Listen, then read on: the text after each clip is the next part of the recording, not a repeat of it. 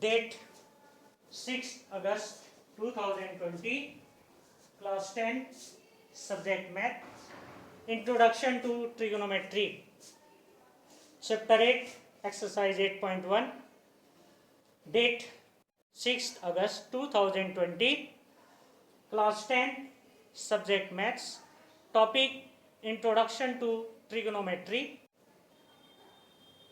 Chapter 8, Exercise 8.1, Date 6 August 2020, Class 10, Subject Maths, Topic Introduction to Trigonometry, Chapter 8, Exercise 8.1। कल आपको इस chapter के कुछ कंसेप्ट बताए गए थे कि भाई कैसे रेशियो फाइंड करते हैं, साइन किसका अपोजिट होता है, कोसाइन क्या होता है, सीकेंड क्या होता है, कोसिकेंड क्या होता है, टेंजेंट क्या होता है, कोटेंजेंट क्या होता है, ये सभी कल आपको बताया गया था।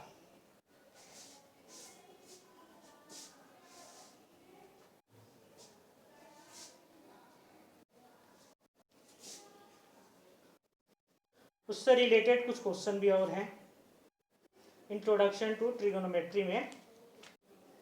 कल एक वो रह गया था, trigonometrical ratio of some specific angle,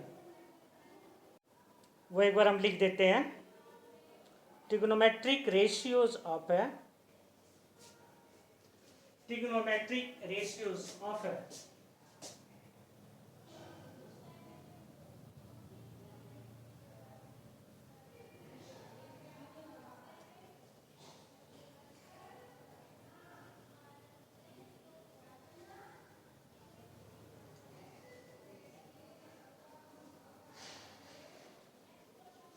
trigonometric ratios of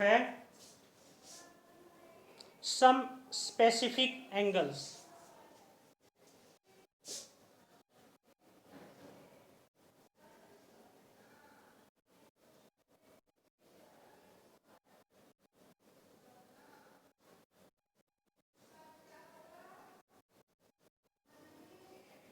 some specific angles, trigonometric ratios of some specific angles है जिसमें एंगल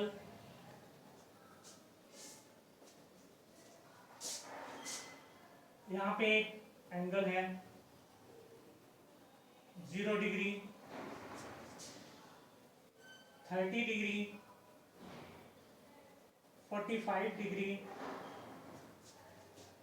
60 डिग्री और 90 डिग्री है।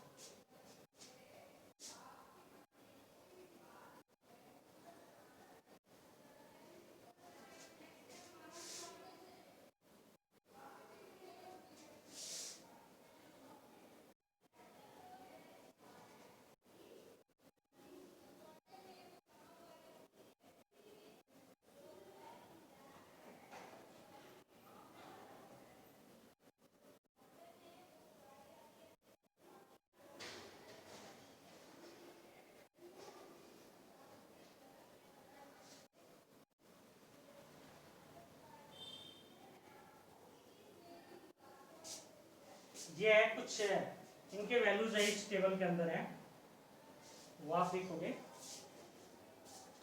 पहले इसमें है sine A,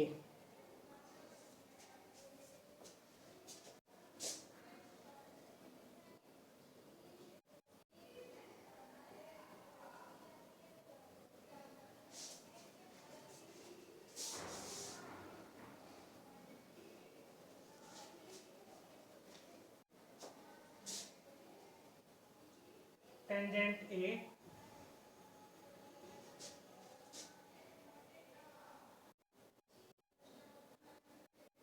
cosec A, secant A, cot A, ये है। इनकी वैल्यू दी हुई है हर एक में। साइन ए का 0 में होता है 0, 1/2, 1/√2, √3/2 और ये जो होता है ये 1 होता है। अब क्या करेंगे, इसको पलट देंगे, 1/2 नहीं, √3/2, 1/√2, 1/2 और 0। साइन वाले को पलट देंगे तो कॉस हो गया। टेंजेंट वाले को इनमें डिवाइड करेंगे, साइन में कॉस से, 0, 1/√2, √3, 1, √3 और किसी फिगर में 0 से डिवाइड नहीं होता उसको हम कहते हैं नॉट डिफाइंड। यहां पे लिख देंगे नॉट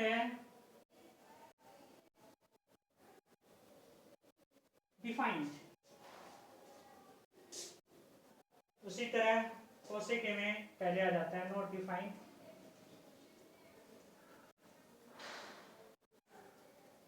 नॉट डिफाइंड,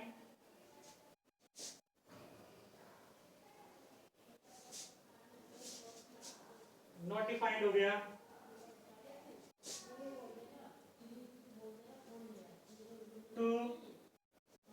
√2 साइन को पलट के लिख देंगे, 2/√3 और यहाँ पे 1, सेकेंड का 1 कॉस का पलट के लिख देंगे, 2/√3, √2, 2 या नॉट डिफाइंड।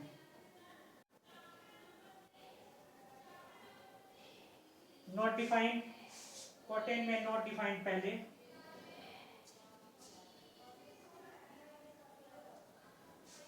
नॉट डिफाइंड, √3, 1, 1/√3, 0, ये वैल्यू है इसके। और कैसे ये आया मैंने कल वैसे बताया था। इसके लिए आपने क्या करना है, 0/4 अंडर रूट कर देंगे, आंसर आ जाएगा 0। इसके लिए 1/4 अंडर रूट कर देंगे तो ये 1/2 होगा। इसके लिए 2/4 अंडर रूट करेंगे, 1/√2। इसके लिए 3/4 करेंगे, अंडर√3/2। इसके लिए 4/4 अंडर√1। तो ये कैसे वैल्यू है ना, ये मेथड है। 0 में पहले 4 से डिवाइड, फिर 1 में 4 से डिवाइड, अंडर रूट करते जाना है सबका, तब जाकर ये आ जाएगा वैल्यू। साइन का आ गया, पलट देंगे कॉस का हो जाएगा, साइन बाई कॉस कर देंगे टेंजेंट का हो जाएगा, साइन का उल्टा कोसेक और कॉस का उल्टा सीकेंट और टेंजेंट का उल्टा होता है कॉट। बस सबका उल्टा अपना पलट के लिख देंगे, फिर ये आ जाएगा। तो एक तो होगा ट्रिगोमेट्रिकल रेशियो ऑफ सम है स्पेसिफिक एंगल। इसके बाद है आइडेंटिटी होती है कुछ ट्रिग्नोमेट्रिकल आइडेंटिटीज, वो आप देख लो एक बार। कंप्लीमेंट्री एंगल वो होते हैं the sum of two angle is equal to 90 degree. Complementary angle, वैसे ये कंप्लीमेंट्री सप्लीमेंट्री एंगल जो है वे अब की बार इन्हें कैंसिल करा गया है। तो आप आइडेंटिटी केवल देख लो। आइडेंटिटी में है, क्योंकि प्रूव करने का आएगा तो आपने आइडेंटिटी की जरूरत पड़ेगी। तो फर्स्ट है trigonometric identity.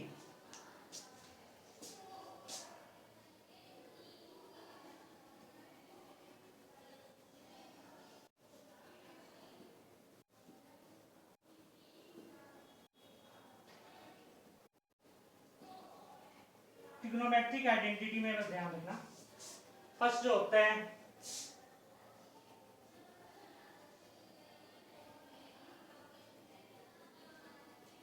Sign square A plus cos square A equal to 1।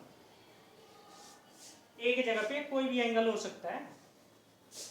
अब ये हो सकता है sine square A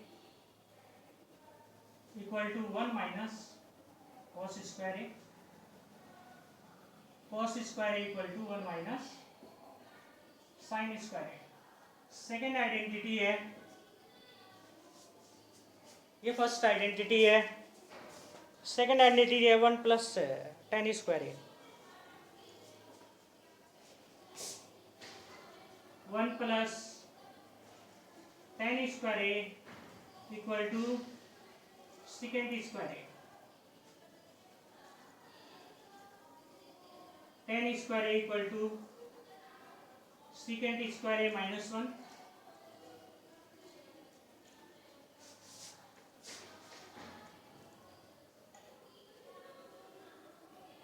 second square A minus tangent square A equal to 1। Third identity है, इनकी प्रूफ करने में इसका यूज होता है 1 plus cot square A.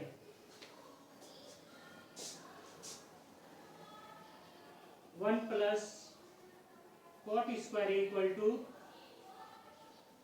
Cosec square A. तो ये हो सकता है cosec square A minus cot square A equal to 1। Cot square A equal to cosec square A minus 1। ये तीन आइडेंटिटी है, तीनों से अलग अलग हम जिसकी वैल्यू फाइंड करना चाहते हैं वो हम कर सकते हैं। तो इन आइडेंटिटी का यूज हम करते हैं एंगल को फाइंड करने के लिए, जैसे कि प्रूफ करने के लिए। और कम्प्लीमेंट्री एंगल क्या होता है?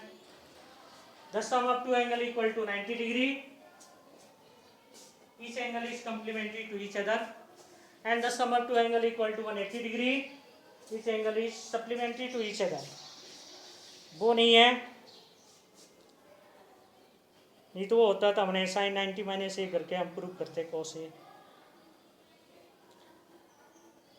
तो उसका जो फॉर्मूला होता है कुछ अलग ही होता है। Sine 90 minus A equal to होता है cos A, cos 90 minus A equal to sine A, tangent 90 minus A equal to cot A, cot 90 minus A equal to मैंने उसका अपोजिट में हो जाता है। अब आता है क्वेश्चन नंबर है 8.1 का first. In triangle ABC right angle at B. अब देखो क्वेश्चन नंबर फर्स्ट, 8.1 एक्सरसाइज का question number first.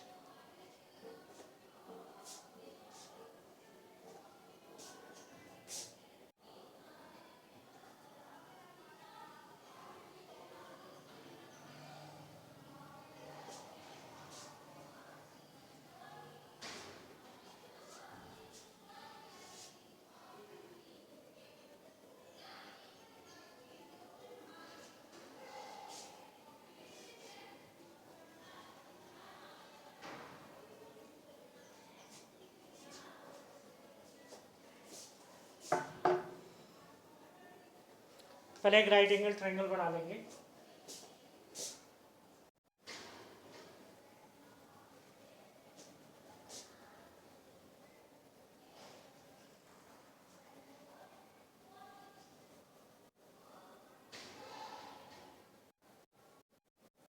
A B C,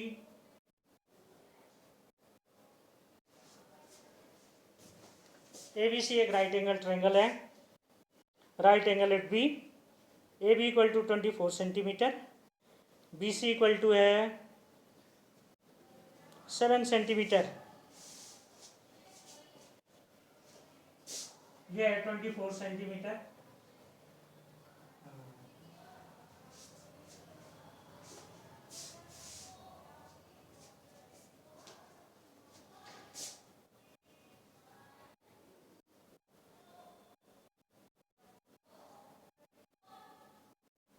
A B equal to 24 centimetre and B C equal to है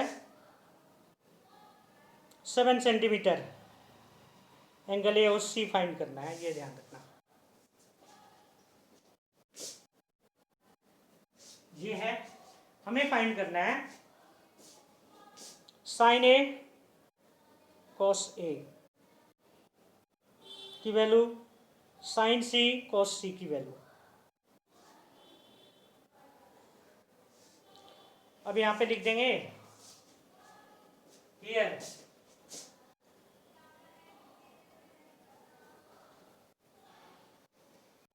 ABC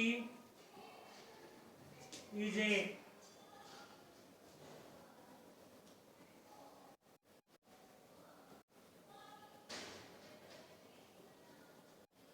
right angle triangle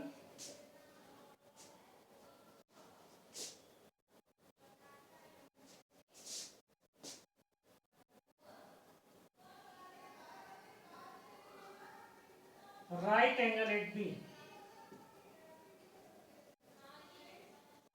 AB equal to 24 centimeter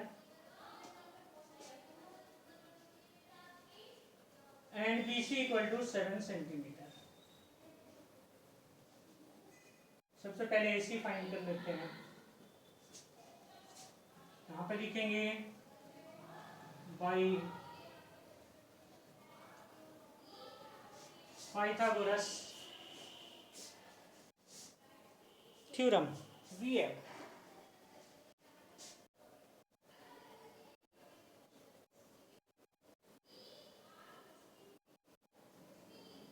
We have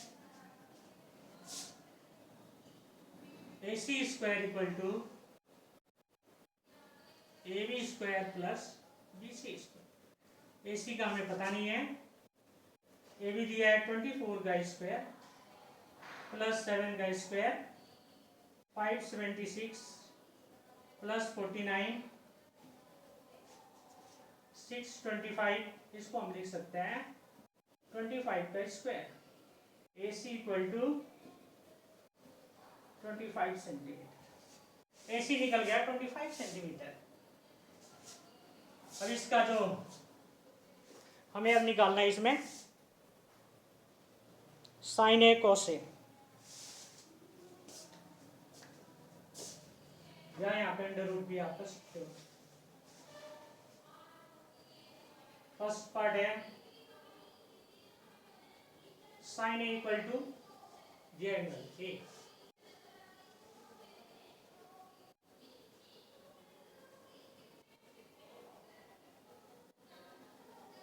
जब base हो जाएगा तो पकड़ेंगे पूरा.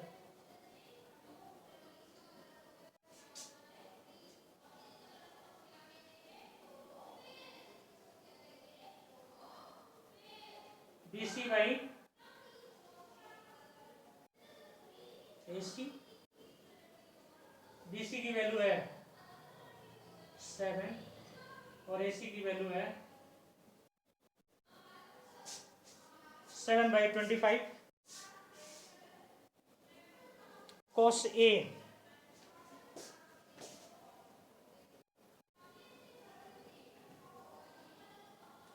Equal to ये base हो गया AB बाई AC. AC 24/25. अब इसी का सेकेंड पार्ट आप देखो. सेकेंड पार्ट में क्या हमें फाइंड करना है साइन C. जब साइन C आप करोगे तो C बेस होगा और ये परपेंडिकुलर होगा AB. तो AB बाई AC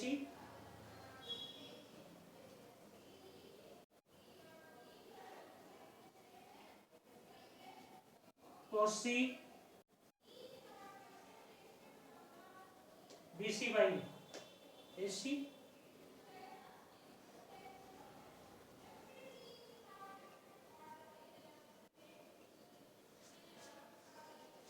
तो ये चेंज हो जाएगा 7/24 24 बाई ये. एंगल जैसे चेंज होगा इनकी वैल्यू भी चेंज होते जाते हैं. अब क्वेश्चन नंबर 2 है वो आप देखो.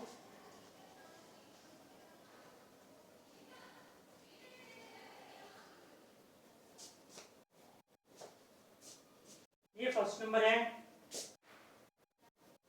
अब क्वेश्चन नंबर 2 है. क्वेश्चन नंबर 2 दिया हुआ है इन एडजॉइनिंग फिगर है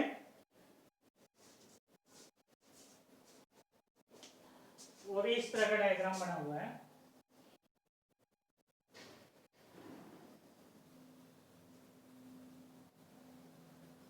पी क्यू आर, ये 90 डिग्री का है। In adjoining figure find tangent P minus cot tangent are.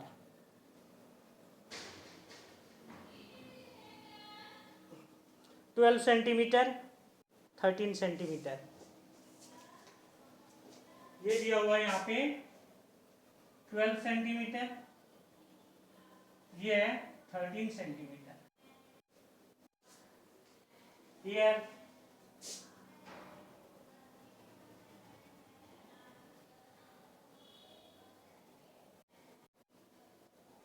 PQR is a right angle triangle, right angle triangle,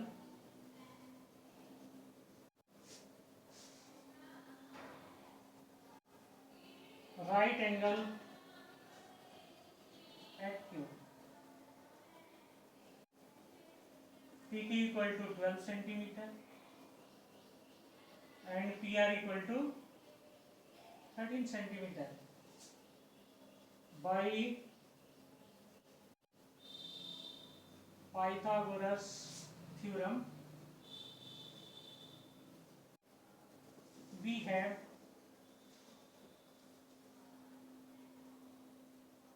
PR square equal to QR square plus में PQ square. PR की value given है 13 का square equal to QR नहीं है, PQ की जगह पे 12 का square 169, QR square 144, 169 minus 144 QR square, ये आ जाएगा 25 QR square under root 25 QR, therefore QR equal to 5। QR 5 हो गया। अब हमें इसमें फाइंड करना है टेंजेंट P।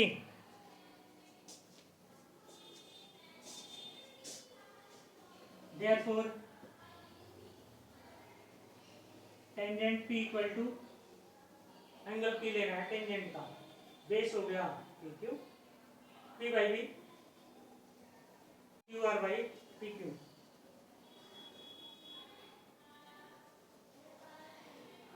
QR की वैल्यू गिवन है 5 और PQ 12। फिर यहाँ पे लिखेंगे cot R, cot tangent R, R इधर है, इसमें भी बेस हो जाएगा QR, तो ये हो जाएगा QR, P बाई V होता है QR बाई, ठीक, और इसमें आ जाएगा QR बाई PQ, सेम आ गया, ठीक है मतलब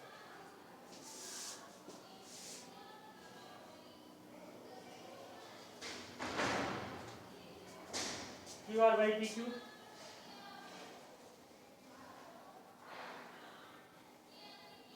5 by 12। Now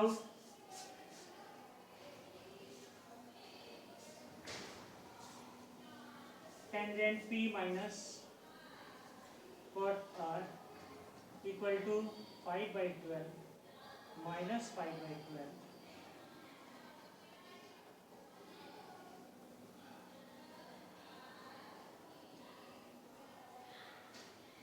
इस हिसाब से तो जीरो आंसर आ गया। तो इस तरह हमारा आ गया ये 0। तो question number 1 and 2, question number 1 वैसे बाय पाइथागोरस प्रॉपर्टी या थ्योरम का यूज करके क्वेश्चन नंबर 1 में भी, क्वेश्चन नंबर 2 में भी इसका यूज करते हैं। Now come to the point, question number है 3। अब एक बार देखते हैं क्वेश्चन नंबर 3 क्या है।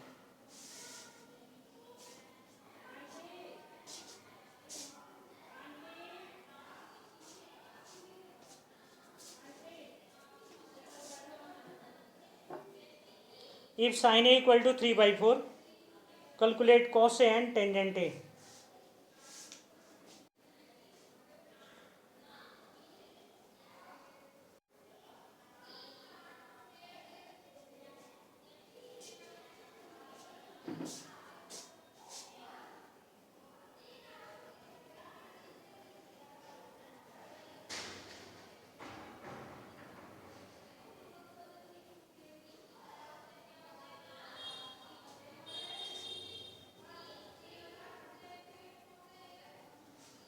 क्वेश्चन नंबर 3 है, एक राइट एंगल ट्रायंगल है। sin A equal to 3/4, cos A and tangent A.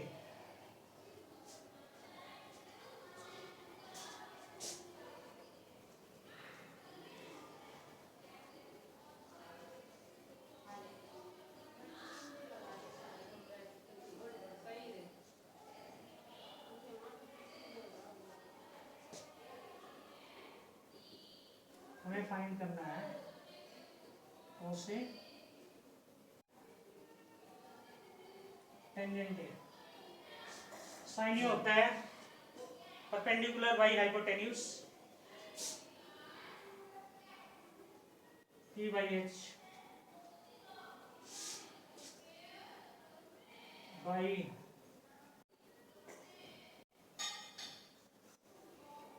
Pythagoras theorem. We have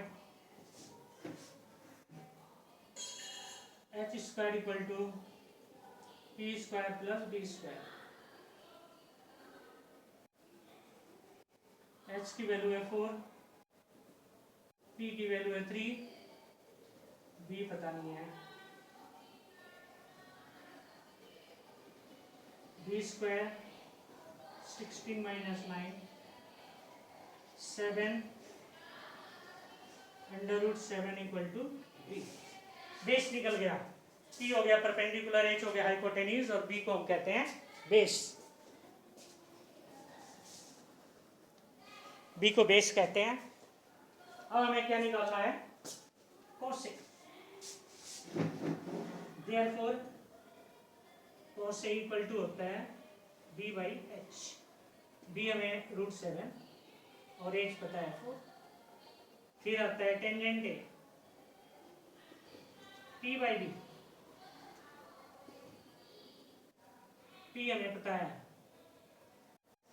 3 और b बेस √7।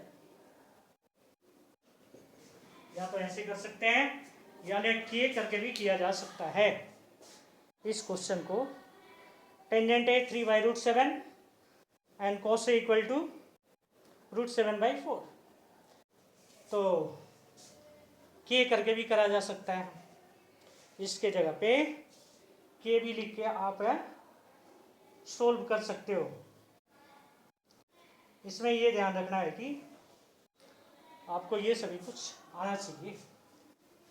ये भी फॉर्मूला याद होना चाहिए, h स्क्वायर इक्वल टू होता है p square plus b square. ये भी एक पाइथागोरस थ्योरम है। इसका ये है कि h हो गया हाइपोटेन्यूज, p हो गया परपेंडिकुलर और b हो गया बेस। तो इसके थ्रू भी हमें सोल्व कर सकते हैं। अगर मान लो बहुत है ज़्यादा टाइम लगे, वैसे इस समय अगर फटाफट आपको करना हो, रफ में अगर करना हो, तो फटाफट इन चीज़ों का यूज़ करते हैं। जितने शॉर्ट टाइम में आपका सम सोल्व हो जाए वो सही रहता है और करेक्ट होना चाहिए। शॉर्ट टाइम में हो, करेक्ट होना चाहिए, कैलकुलेशन में कोई मिस्टेक नहीं होना चाहिए।